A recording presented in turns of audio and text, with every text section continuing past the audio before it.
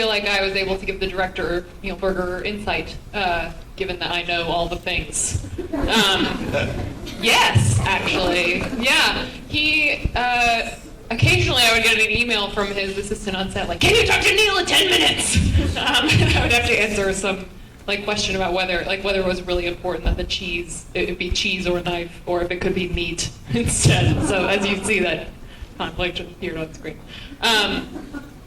It's not a conflict. I was like, yeah, meat, go for it. Anyway, this is all babbling because there's a lot of you. But yeah, I talked to him a lot, like for many hours at a time. So I explained a lot of the conflict in the script between, the book and the script actually came from future installments in the series. So, there would be something set up in the script that would really cause a problem for potential future installments, like if we're, fortunate enough to make them. So I wanted to make sure that they left, it was consistent, that I established the rules in a way that made sense. So we talked a lot about that, but he really had a lot of respect and love for the book, so it was like a really lovely relationship. Yeah. Neil's good. I have another one here from the website. At Divergent Fans asks, this one for Christian, is it weird to watch yourself on screen sometimes? And if so, why? First off, yes. Yeah, I think I feel like I've got the serious question. Yeah, it's tough because you judge yourself and you're sort of your hardest critic or whatever. That's a tough one. Everyone sort of hates watching themselves, right? No? Right? Yeah, I'm trying to find a cool way to sort of come about this. It's, you know what, if you do a bad job, you can learn a lot from it. And, when I would go to acting schools and stuff, there was a class I took where they sort of showed you back your audition that you did, or this sort of scene you would be, sort of rehearsing. And it was interesting to watch myself for the first time. And yeah, you just kind of, you can take a lot of things from it, and you can sort of learn from it in a way. Sorry, that's it. That's all I got. It's a tough question.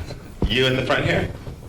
What's your question? First of all, I want to say congratulations. It's an amazing movie. I never thought in my early 30s or late 20s that we did something like this. So, congrats. But I was wondering for Veronica, is there any scenes or anything from the book that really make it a movie that's really just for whatever reason? I thought it was great, but it was It's a good question. I've been really open-minded the whole time because I know that they're two different mediums, and that a book takes you, how long to read? It's 500 pages long, so they would never, unless they made it into like a really detailed miniseries, would never be able to capture everything. So it was never my concern that they would get everything in. The thing I was most sad about was Uriah. He's one of my favorite characters, so for him not to be cast was sad for the first movie, but then when I saw it all put together, I realized that it's a very large cast, and everybody makes like the most of the time that they get. But imagine cramming more people into that space. That would be so many people. So ultimately, when something didn't make it in, it was always like once I saw the final product or once I heard more about why, it was always like, that makes a lot of sense actually. So for me, I think I was really well prepared for changes from the book because I just knew they were inevitable, and also the changes that they made I feel like were really necessary. So I'm happy with the product, but Uriah was the saddest thing for me, I think. Yeah. Thanks. I'm glad you think so. Over there on the far right, your side, my left. You on the end. Hi. How are you? Why did you choose this location instead of Hollywood to show screening? Oh, why did we choose this location instead of Hollywood to show screening? Partly, I grew up in the town next to Thousand Oaks called Simi Valley. Oh yeah, all right, some 805ers in here. And so this is sort of the area that I grew up going to. My mom actually works in this area, and we've had a few screenings before at this theater. They've been really generous and accommodating to host a few different charity screenings with different films that I've done, and so it feels right. It feels like home for all it takes, and it is nice to sort of remove. The Hollywood scene is really important and really beautiful, but it's also really great to come to a normal situation where 99.9% of the world exists. Hollywood is sort of this fabricated little community that isn't even really real. It's made to look real in magazines, but then you get there and you're like, oh wait, this isn't real. This is just like Thousand Oaks, except people have a lot more makeup on. So it feels right here. It feels comfortable, and Movie Co. has been so generous, like I said. So it's home for all it takes. I'm going to do another one for the internet as well. This one for Amy.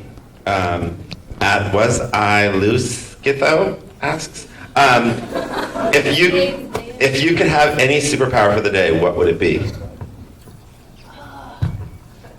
Yikes. Well, I live in Chicago, so right now I would like teleportation because, I just feel like dealing with my car is a pain and going outside at all right now is kind of a pain. You guys are very luxurious way out here. I stepped off the plane today and I was like, what am I doing with my life in Chicago? It's so cold there right now, worse than ever. But anyway, so yeah, right now teleportation. And I think maybe even on a regular day, I would say teleportation. I would love to be able to just snap and be wherever.